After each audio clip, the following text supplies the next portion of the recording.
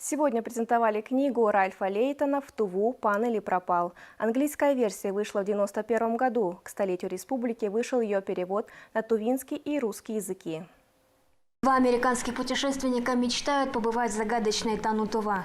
Отправляют письма в республику в надежде, что им кто-то ответит. На пути к мечте двое друзей сталкиваются с непреодолимым препятствием. Первый из них, знаменитый физик Ричард Фейман, умирает в 1988 году, так и не побывав в Туве. Его другу и продюсеру Ральфу Лейтону повезло больше. Сегодня он в Туве на презентации перевода своей книги, посвященной их с Фейманом приключениям. Лейтон увидел республику по приглашению друзей Хюмижи.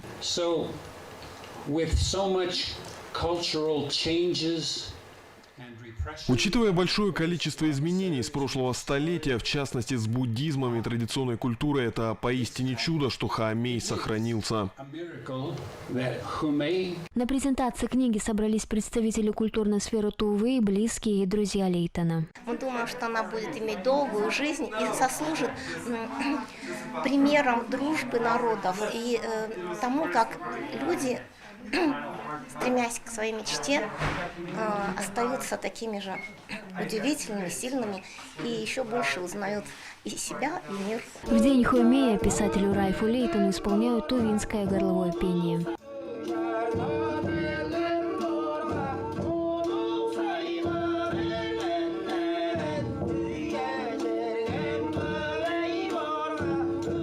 Носителей тувинского горлового пения поздравил в Рио главу Тувы Владислав Хавалы. Не будет преувеличением сказать, что в Хаомее заключен культурный код тувинского народа. Мы сумели не просто сохранить древнее искусство горлового пения, а продолжаем его развивать. На сегодня Тува во всем мире известна как родина Хаомея, и это благодаря таким группам, как Хунхурту, Алаш, Чиргалчин и, конечно, глубоко уважаемому Кангаролу Борисовичу Андару. Перевод книги «В Туву пан или пропал» вышел к столетию ТНР. Над ним работала сенатор Дина Оюн. Переводить начала еще 30 лет назад, правда для себя. Возможность завершить начатое появилась в марте прошлого года. Для народа в целом очень важный взгляд со стороны. Это такой был очень с юмором взгляд на нас, на Туву, на то, какие мы, как нам хочется приехать, как вот эти преодолеваются препятствия, чтобы приехать. Все это было так описано с юмором.